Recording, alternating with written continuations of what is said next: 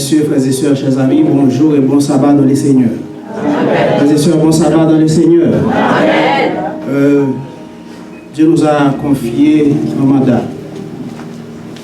Et le mandat, ce n'est pas seulement aux pasteurs, ni aux anciens, c'est à tout le monde. C'est le mandat de la prédication de l'évangile. Vous pouvez aller de part et d'autre pour annoncer l'évangile de grâce et de félicité. Car Jésus revient bientôt, frères et sœurs. C'est notre seule mission, mandat. Allez dire aux autres que Jésus revient bientôt. Fermons nos yeux, prions le Seigneur. Notre Père, notre Dieu, nous sommes tout petits devant toi. Mais tu nous as utilisés pour parler à ton nom. Que ton nom soit loué. Merci pour tout ce que tu as fait pour nous. Merci pour la vie et la santé que tu nous donnes. Merci de ce que tu nous donnes la possibilité d'être là pour t'adorer en esprit et en vérité. Bénis pour nous ce moment. Sois avec nous. En Jésus, nous te prions, nous qui vivons au siècle des siècles. Nous remercions Dieu, frères et sœurs, pour pouvoir nous choisir comme son porte-parole en vue de présenter son message. Nous remercions la direction de cette église, l'église adventiste de Béthanie, qui a fait choix de nous pour parler au nom de Jésus.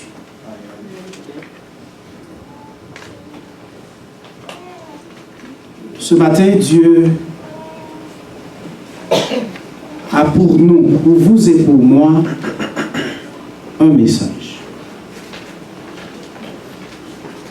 Nous sommes ici pour étudier la leçon de l'école du sabbat, pour prier, pour louer Dieu, et ensuite pour écouter sa parole. Et c'est le moment pour entendre la voix de Dieu parler à notre cœur.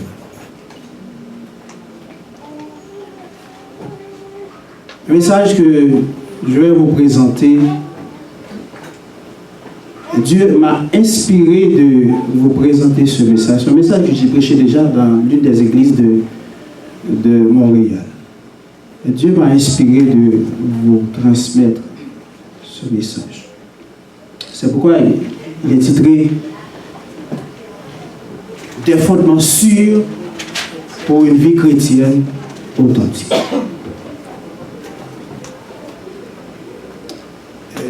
Et j'ajoute pour dire, puisque nous sommes encore dans une nouvelle année 2018,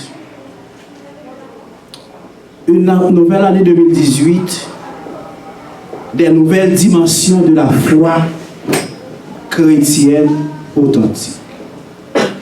Une nouvelle année, des nouvelles dimensions de la foi chrétienne authentique. Frères et sœurs, nous vivons la toute dernière minute de l'histoire de l'humanité, où nous avons besoin d'une seule chose. Et la seule chose que nous avons besoin pour subsister en tant que chrétiens, chrétiennes, ici-bas, c'est la foi. Amen. Nous avons besoin d'autre chose. Nous avons besoin de cet esprit pour nous aider, pour nous guider. Nous avons besoin de la prière, mais tout ça ne peut pas marcher sans la foi.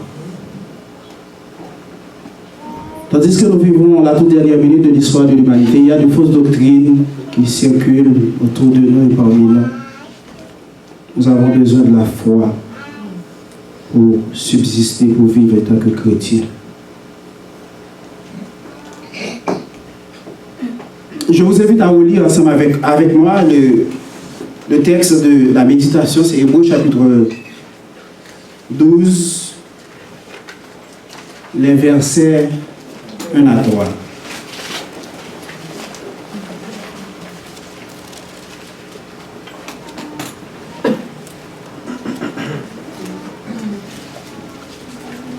Il est dit, et nous lisons, frères et sœurs, nous donc aussi, puisque nous sommes environnés d'une si grande nuée de témoins, rejetons tout fardeau et le péché qui nous enveloppe si facilement et courons avec persévérance dans la carrière qui nous est ouverte, ayant les regards sur Jésus, le chef, le consolateur de la foi, qui en vue de la joie qui lui a été réservée, a souffert la croix, méprisé l'ignominie, et s'est assis à la droite du trône de Dieu. Considérez en effet celui qui a supporté contre sa personne une telle opposition de la part des pécheurs, afin que vous ne vous laissiez point l'âme découragée. Frères et sœurs, en lisant ce texte, je souligne un seul mot. Et le mot, c'est la foi. Mais le texte a dit, c'est le Christ qui est le consolateur de la foi. Le consolateur de la foi. En sorte que, oui, nous avons besoin de la foi, mais nous avons aussi besoin de Jésus pour nous consoler sur notre route, sur nos chemins. Alors, aujourd'hui, nous sommes des chrétiens qui vivent sur la terre, qui vivent dans un monde rempli d'iniquité, rempli de péché. Et je le répète encore, sans la foi, nous ne pouvons pas vivre dans ce bas monde. Il y a tant de définitions qu'on donne à la foi. Je pense que vous le savez tous. Mais il y a une question qui est posée. Alors, à travers ce message, c'est qu'est-ce que la foi? À travers les définitions, j'en tirerai une. On a dit que la foi, c'est croire en ce que nous espérons. C'est être convaincu des choses que nous ne voyons pas, selon Hébreux chapitre 11. C'est croire en ce que Dieu dit dans cette seule espérance qui a été donnée aux hommes pour être sauvés. Il a dit cette espérance, nous devons la serrer dans notre cœur. Nous devons la posséder comme une encre de notre âme, comme une encre sûre et solide. Lorsque les temps deviennent difficiles et que les circonstances dans notre vie s'aggravent et que la persécution se présente à notre porte, quand le fait de se rester fidèle au Seigneur nous pose de problèmes, combien, frères et sœurs, il est important, combien il est indispensable de connaître les fondements de la foi. Connaître les fondements de la foi. Alors que je vous invite à lire avec moi encore un autre passage, soit dans Éphésiens chapitre 4, les versets 1 à 13, mais nous allons essayer d'aller beaucoup plus rapide. Éphésiens chapitre 4, les versets 1 à 13.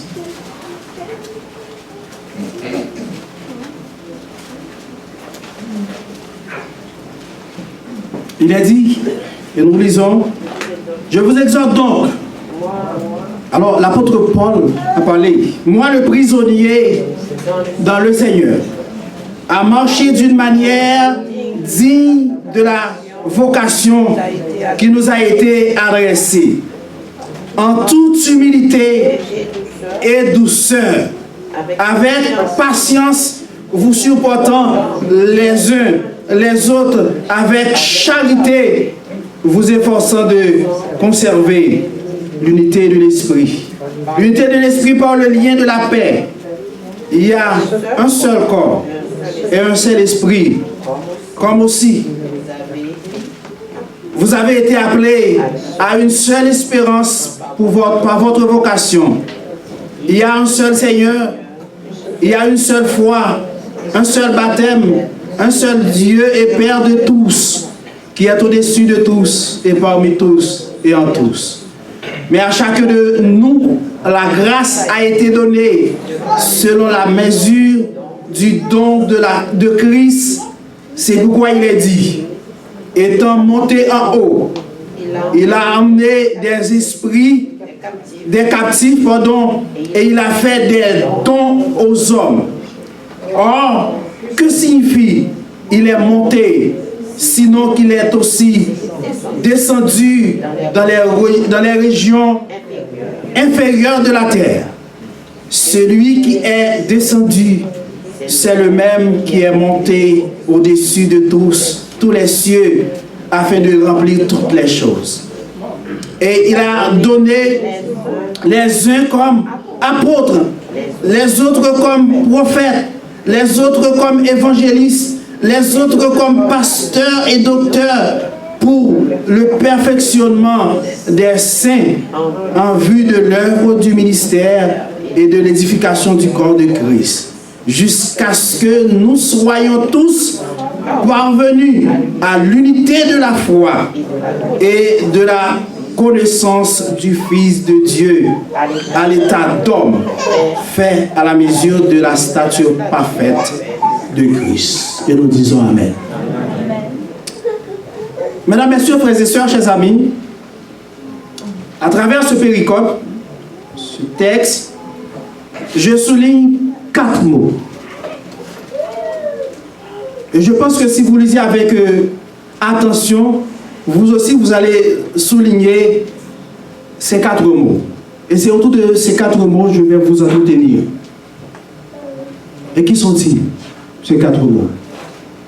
C'est la vérité, l'amour, l'unité et la sainteté. La vérité, l'amour, l'unité et la sainteté. Que pensez-vous? Est-ce qu'une église peut fonctionner sans ses fondements, frères et sœurs? Est-ce qu'il y a une vie chrétienne sans ses fondements?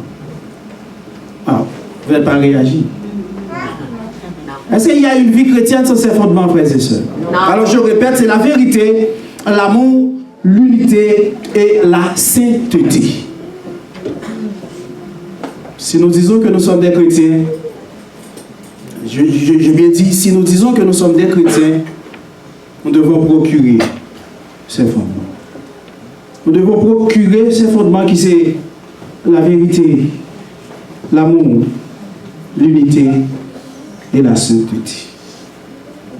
Et je pense qu'il n'y a pas une vie chrétienne, je viens de dire authentique, une vie chrétienne authentique sans ces fondements ou piliers. Et j'ajoute pour dire, il n'y a pas une communauté ecclésiale. Une communauté ecclésiale qui peut fonctionner sans ces fondements. Une communauté ecclésiale qui peut fonctionner sans ces fondements. Alors, si nous parlons frères et sœurs, chers amis, de la vérité, laissez-moi vous dire que nous sommes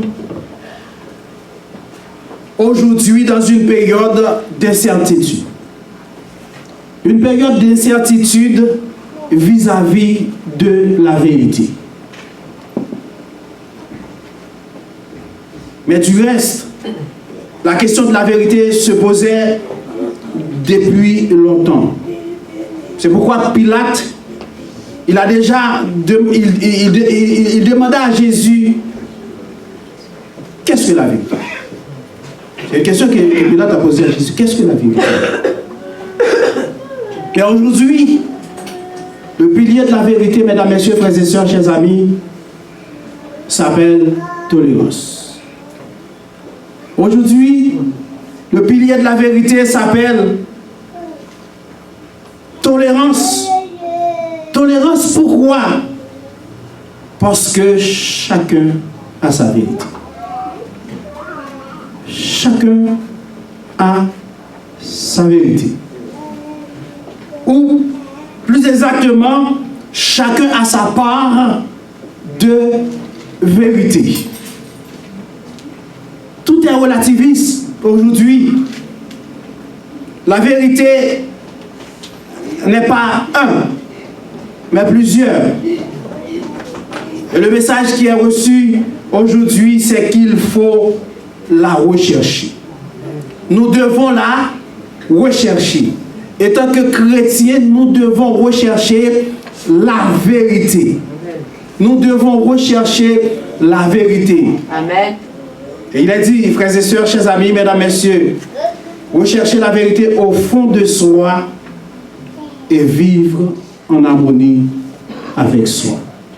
Vivre en harmonie avec soi. Apôtre Paul déclare dans 2 Timothée chapitre 4, verset 3 et 4, le temps viendra où les hommes ne voudront plus rien savoir de l'enseignement authentique au gré de leur propre désir.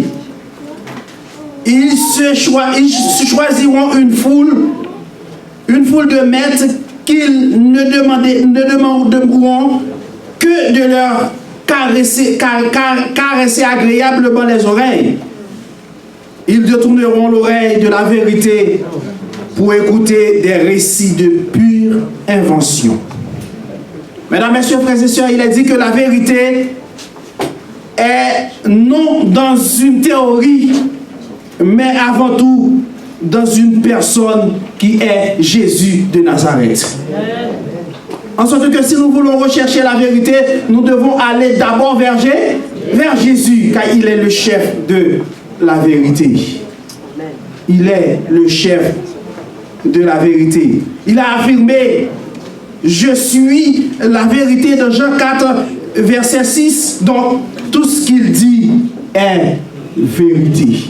Tout ce que Jésus a dit est vérité. Dans l'évangile de Jean, il a dit, Jésus est la parole qui habite parmi nous, pleine de grâce et de vérité.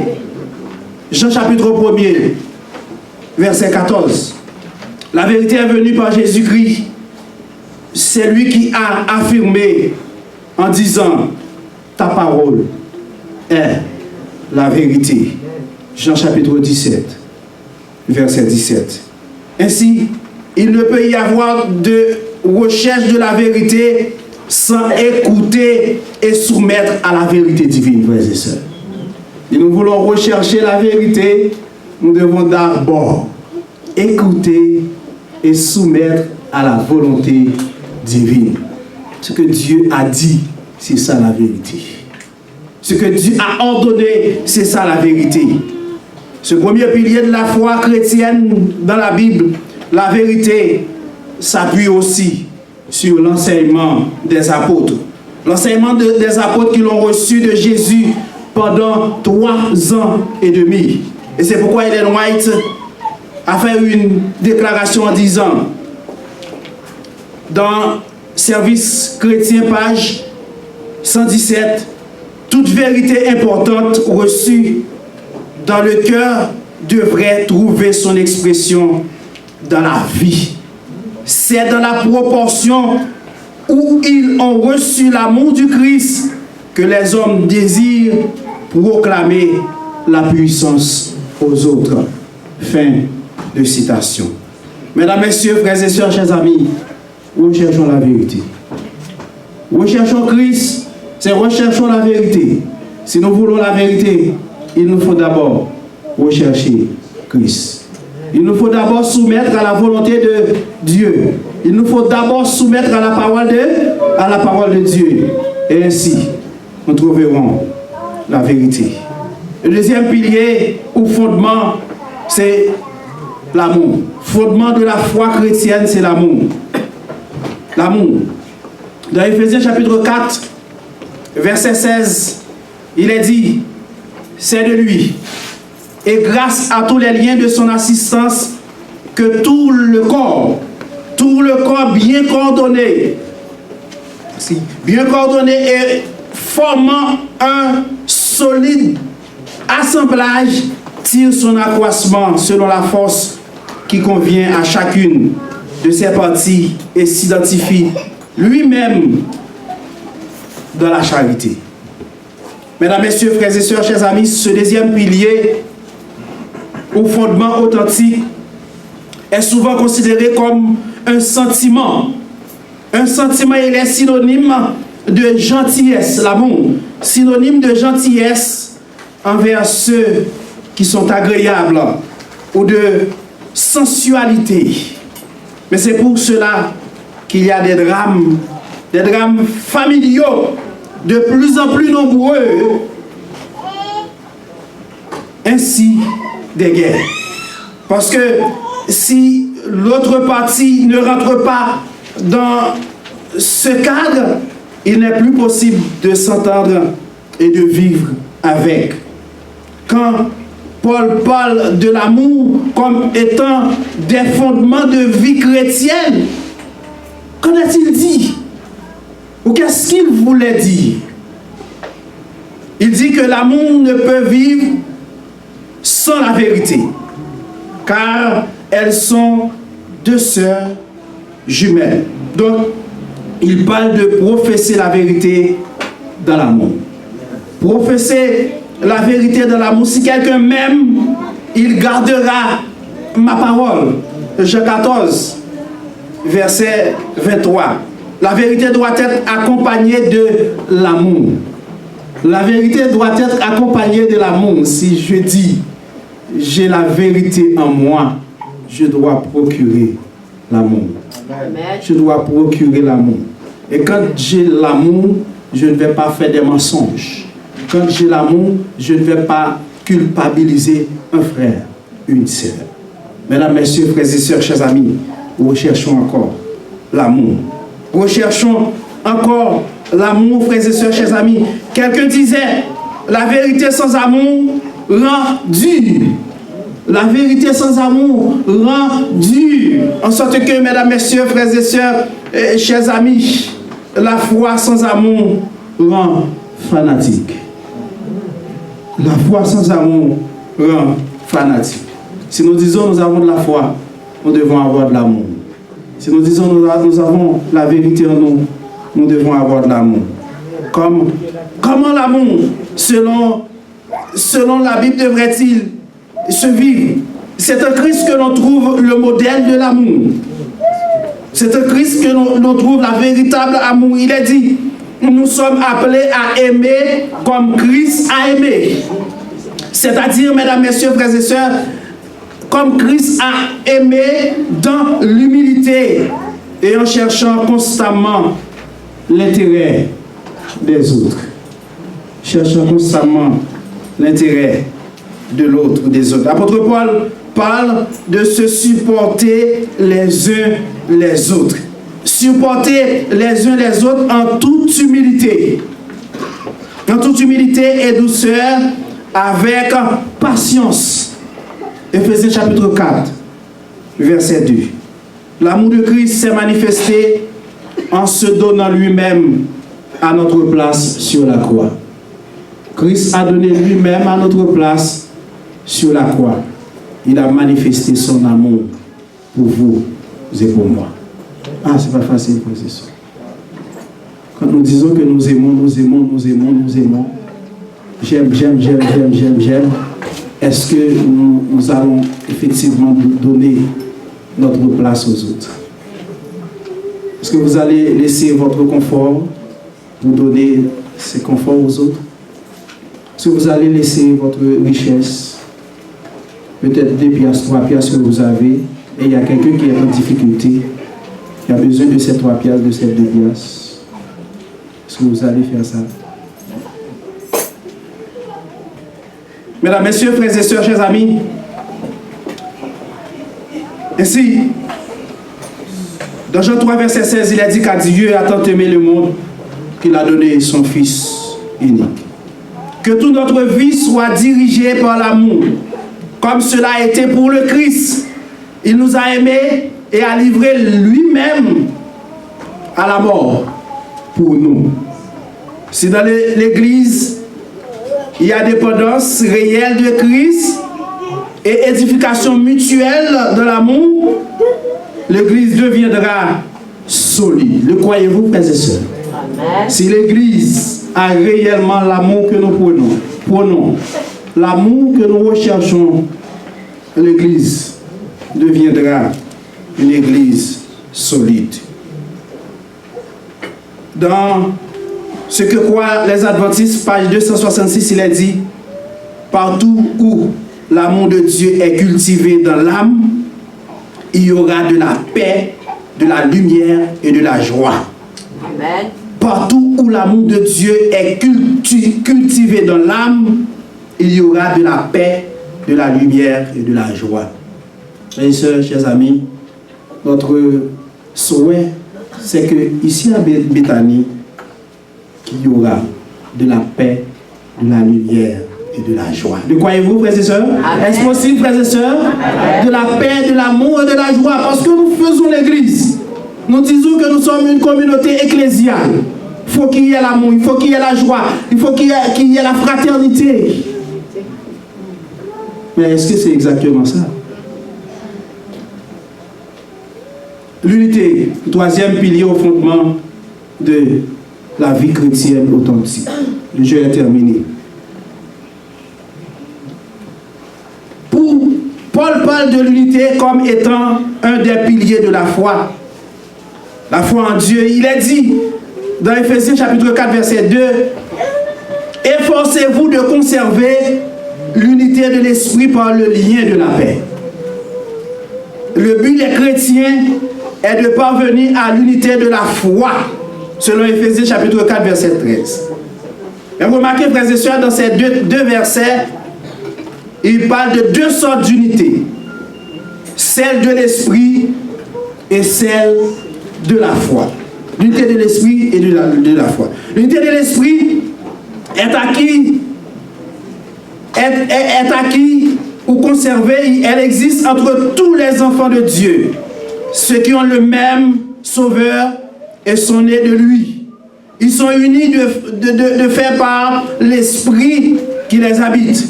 Et cette unité ne connaît pas de frontières géographiques.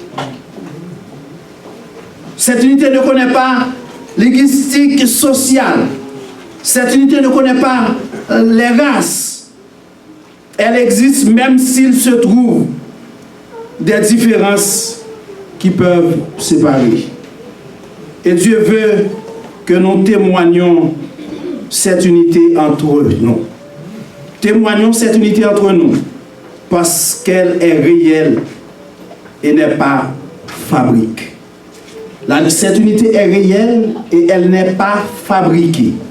En sorte que si nous disons que nous aimons, nous devons le prouver. Nous aimons, j'aime ma soeur, j'aime mon frère, j'aime l'Église, mais comment prouver cette déclaration? L'unité de la foi, pour que les chrétiens y parviennent, Dieu a donné des apôtres, Dieu a donné des prophètes, Dieu a donné des évangélistes et des pasteurs, des enseignants. L'unité véritable est liée non avant tout à l'amour, mais à la base qui est la vérité. C'est-à-dire, frères et sœurs, chers amis, la parole de Dieu. La vérité, c'est la parole de Dieu. Si nous disons que nous avons l'unité, la parole de Dieu doit de mise. Si nous disons que nous avons l'unité, la parole de Dieu doit au-dessus.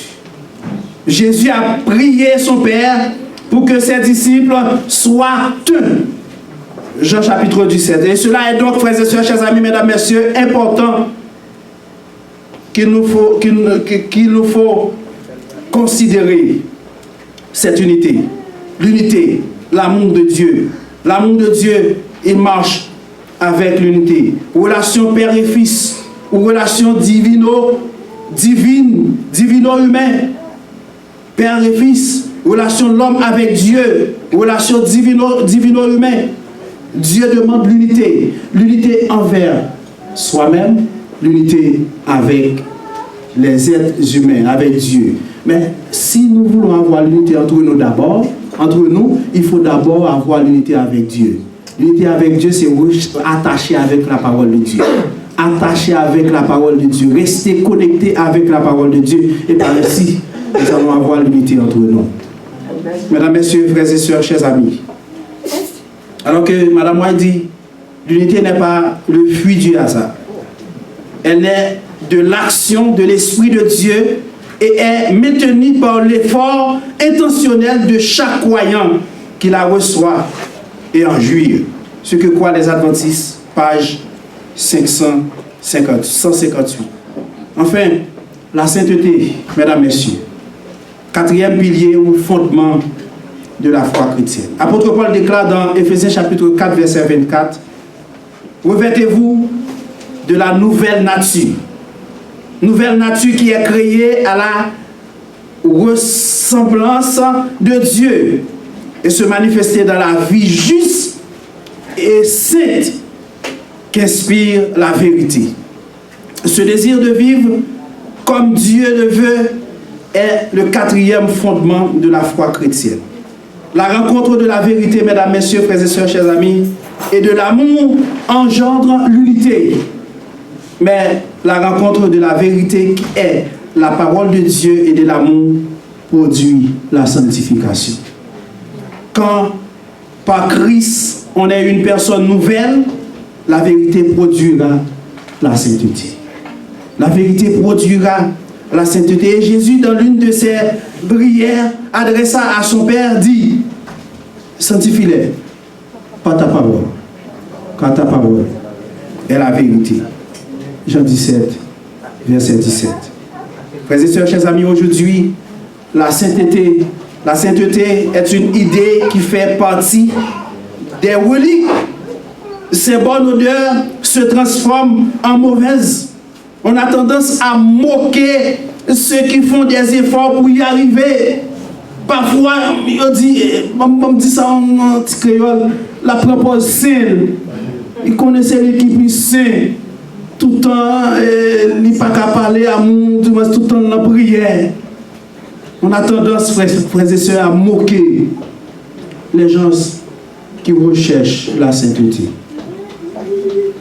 Mais Dieu dit non à un tel raisonnement. Il y a le désir de vivre pur comme Dieu le veut. Quand on n'accepte pas la vérité de sa parole comme seule norme, c'est la connaissance et la reconnaissance de la Bible comme parole qui doit être de mise. Dieu dit que nous devons attacher à sa parole. Dieu demande que nous soyons des frères et sœurs sanctifiés. Car il a dit sanctifiez-les par ta parole. Si je veux être un chrétien sanctifié, je dois rester attaché à ma Bible, à la parole de Dieu, frères et sœurs. Celui qui cherche à vivre correctement possible, sans s'appuyer sur ce que Dieu dit et sur sa force, ne pourra jamais y arriver. Jésus dit dans Jean chapitre 8, verset 31-32, « Si vous demanderez, demeurez dans ma parole, vous êtes vraiment mes disciples. Vous connaîtrez la vérité, et la vérité vous affranchira. » Une vie sainte réside en celui qui vit avec Dieu. Une vie sainte réside en celui qui vit avec Dieu, cherchant à éliminer les pensées vaines.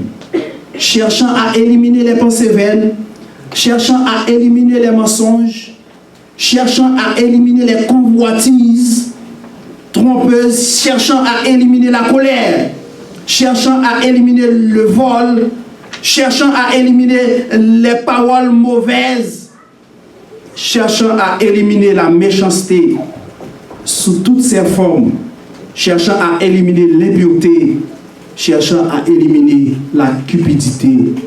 Voilà donc une vie sainte. Frères et sœurs, nous vivons sur cette terre. Les mal nous environnent, les tentations nous environnent. mais nous devons rechercher Dieu. Nous devons faire des efforts. Faire des efforts. Essayons d'aller plus loin, frères et sœurs. Essayons de rester attachés avec Christ. Il ne faut pas écouter les gens qui disent il est un frère, il prétend d'être une sœur fidèle, il prétend d'être un frère fidèle. Non, il ne faut pas les écouter. Il faut rester attaché à votre Dieu. Dans l'ouvrage Service chrétien, à la page 168, Ellen White déclare: une vie imitant celle du Christ, ne l'oublions pas, et est le plus fort argument qui nous puisse être avancé en faveur du christianisme. Apôtre Paul déclare dans Éphésiens chapitre 4, verset 17: voici donc ce que je dis et ce que je déclare dans le Seigneur, c'est que vous ne devez plus marcher comme païens, les païens qui marchent selon la vanité de leurs pensées. Le chrétien qui vit, il ne faut pas prendre les exemples des païens, il faut prendre l'exemple du Christ. Il faut marcher selon Christ, il ne faut pas marcher selon les vanités, selon les pensées des païens. Mesdames, messieurs, frères et sœurs, chers amis, il est le temps. Il est le temps. Nous devons nous engager. Nous devons nous rester attachés avec Christ. Nous devons posséder ses piliers. Nous devons vivre comme Dieu le vit. Vivre comme Dieu le vit. Vivre comme Dieu le veut. Vivre comme des chrétiens. Vivre comme des frères et sœurs. Recherchons l'unité. Recherchons l'amour. Recherchons la foi. Recherchons la persévérance. Et restons attachés à Christ. Car très bientôt, Jésus reviendra. Et notre vie éternelle est tracée. Notre vie éternelle est scellée. Notre vie éternelle est marquée. S'il y a un frère qui doit sauver, qu'est-ce que je dois dire moi-même? Ce doit être moi. S'il y a une sœur qui doit sauver, qu'est-ce que je dois dire? Ce doit être moi. En sorte que je dois rester attaché à mon Dieu. Je dois rester en unité. Je dois rester attaché aux frères et sœurs. Je dois faire du bien aux autres. Je dois marcher comme Dieu le veut. Je dois marcher sur le pas de Jésus. Ainsi, nous obtiendrons la vie éternelle. Que Dieu vous bénisse. Amen.